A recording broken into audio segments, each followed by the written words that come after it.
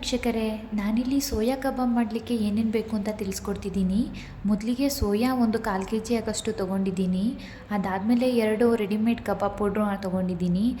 ಕಲ್ಲರಿಗೆ colour powder ತೊಗೊಂಡಿದ್ದೀನಿ. ಇದು optional, ಬೇಕಿದ್ದರೆ ಹಾಕೋಬೋದು, ಇರ್ದಿದ್ರೆ ಬೇಡ. ಹಾಗೆ 2ರಿಂದ 3 ಸ್ಪೂನ್ ಆಗೋಷ್ಟು ಕಾರ್ನ್ಫ್ಲೋರು, 1 ಮೊಟ್ಟೆ ತೊಗೊಂಡಿದ್ದೀನಿ. ಇಷ್ಟಿದ್ರೆ ಸಾಕು ನಮಗೆ ಸೋಯಾ ಕಬಾಬ್ ಮಾಡಲಿಕ್ಕೆ. ಇವಾಗ ನಾನು ಚೆನ್ನಾಗಿ ಬಿಸಿ ನೀರನ್ನ ಕಾಯಿಸ್ಬಿಟ್ಟು ಹಾಕ್ತಾಯಿದ್ದೀನಿ. ಯಾಕಂದರೆ ನಾವು ಅರ್ಜೆಂಟಿಗೆ ಮಾಡೋದ್ರಿಂದ ಬಿಸಿ ನೀರು ಹಾಕಿದ್ರೆ ಬೇಗ ಅದು ಸ್ಕ್ವೀಸ್ ಆಗುತ್ತೆ, ಬೇಗ ಚೆನ್ನಾಗಿ ಸಹ ನೆನೆಯುತ್ತೆ. ಇವಾಗ ಕಬಾಬ್ ಮಿಶ್ರಣನ ರೆಡಿ ಮಾಡ್ಕೊಳ್ಳೋಣ. ನಾನಿಲ್ಲಿ 2 ಪ್ಯಾಕೆಟು ಕಬಾಬ್ ಪೌಡ್ರನ್ನ ಹಾಕ್ಕೊತಾ ಇದ್ದೀನಿ. ನಾನು ಸಿಂಪಲ್ಲಾಗಿ ಮಾಡೋದು ತೋರಿಸ್ತಾ ಇದ್ದೀನಿ. ಹಾಗೆ 1 ಚಿಟಿಕೆ ಆಗೋಷ್ಟು ಉಪ್ಪು. ನಾನು ಯಾವುದೇ ರೀತಿ ಜಾಸ್ತಿ ಹಾಕಿ ಮಾಡ್ತಾಯಿಲ್ಲ, ಸ್ವಲ್ಪ ಕ್ವಾಂಟಿಟಿಲೇ ಎಲ್ಲ ಹಾಕಿ ಮಾಡ್ತಾ ಇರೋದು. ಹಾಗೆ ಕಾರ್ನ್ಫ್ಲೋರು ಮತ್ತು ಕಲ್ಲರ್ ಪೌಡ್ರು, ಇದು ಆಪ್ಷನಲ್. ಮತ್ತು ಕರಿಮೇಥಿ ಸೊಪ್ಪು, ಇದಿದ್ದರೆ ನೀವು ಹಾಕ್ಬೋದು, ಇಲ್ಲಿದ್ದರೆ ಏನಿಲ್ಲ. ಹಾಗೆ 1 ಮೊಟ್ಟೆನ ನಾನಿಲ್ಲಿ ಕಟ್ ಮಾಡಿ ಹಾಕ್ತಿದ್ದೀನಿ. ಮೊಟ್ಟೆ ಒಂದೇ ಸಾಕು, ಜಾಸ್ತಿ ಬೇಡ. ಮತ್ತು ನೀವು ಸ್ವಲ್ಪನೂ ಸಹ ನೀರು ಹಾಕ್ಕೊಂಡೇ ಚೆನ್ನಾಗಿ ಗಟ್ಟಿಗೆ ಕಲಿಸ್ಕೊಬೇಕು.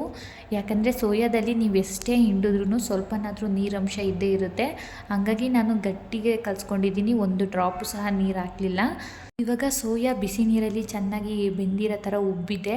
ಇವಾಗ ನಾವು ಅದನ್ನು ಚೆನ್ನಾಗಿ ಹಿಂಡಿಬಿಟ್ಟು ಒಂದು ತಟ್ಟೆಗೆ ಹಾಕ್ಕೊಬೇಕು. ನೀವು ನೋಡ್ಬೋದು ಸೋಯಾ ನೀರಲ್ಲಿ ಯಾವ ರೀತಿ ದಪ್ಪಗೆ ಉಬ್ಬಿದೆ ಅಂತ ಹೇಳ್ಬಿಟ್ಟು. ಬಿಸಿನೇ ಇದ್ದಂಗೆ ನೀವು ಸ್ವಲ್ಪ ನೀರನ್ನ ತೆಗೆದುಬಿಟ್ಟು ಚೆನ್ನಾಗಿ ಹಿಂಡಿ ಒಂದು ಬೇರೆ ಪ್ಲೇಟಿಗೆ ಹಾಕ್ಕೊಬೇಕು. ನೋಡಿ ನಾನು ಯಾವ ರೀತಿ ಹಿಂಡಿದ್ದೀನಿ. ನೀವು ಎಷ್ಟು ಗಟ್ಟಿಗೆ ಹಿಂಡಿದ್ರೂ ಅಷ್ಟೇ ಸ್ವಲ್ಪನಾದರೂ ನೀರು ಇದ್ದೇ ಇರುತ್ತೆ. ಅದಕ್ಕಾಗಿ ಕಬಾಬ್ ಮಿಶ್ರಣ ಕಲಿಸ್ಬೇಕಾದ್ರೆ 1 ಡ್ರಾಪ್ ಸಹ ನೀರು ಹಾಕ್ಬೇಡಿ.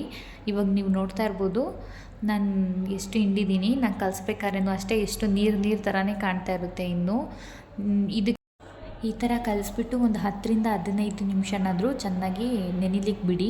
ಅಷ್ಟೊತ್ತಿಗೆ ಚೆನ್ನಾಗಿ ಎಣ್ಣೆ ಕಾಯಿಸ್ತಾ ಇರ್ರಿ. ನಾನು ಇದನ್ನು ಇನ್ನೂ ಕರಿಮೇಥಿ ಸೊಪ್ಪು, ಕರಿಬೇವು ಇದನ್ನೆಲ್ಲ ಹಾಕಿ ಒಂದು 10 to 20 ಮಿನಿಟ್ಸ್ ಸಹ ಬಿಟ್ಟಿದ್ದೆ.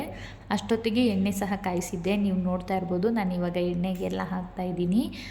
ಎಣ್ಣೆಗೆ ಹಾಕ್ಬೇಕಾದ್ರೆ ತುಂಬ ಹುಷಾರಾಗಿ ಹಾಕಿ, ಯಾಕಂದರೆ ಇದು ಉಂಡೆ ಥರ ಇರೋದ್ರಿಂದ ಹಾಕ್ಬೇಕಾದ್ರೆ ಜಾಸ್ತಿ ಕೈಗೆ ಸಿಡಿತಾ ಇರುತ್ತೆ. ನನಗಂತೂ ಒಂದು ಕೈಯಲ್ಲಿ ಫೋನ್ ಹಿಡ್ಕೊಂಡು ಇನ್ನೊಂದು ಕೈಯಲ್ಲಿ ಹಾಕೋಕ್ಕೆ ಆಗಲಿಲ್ಲ.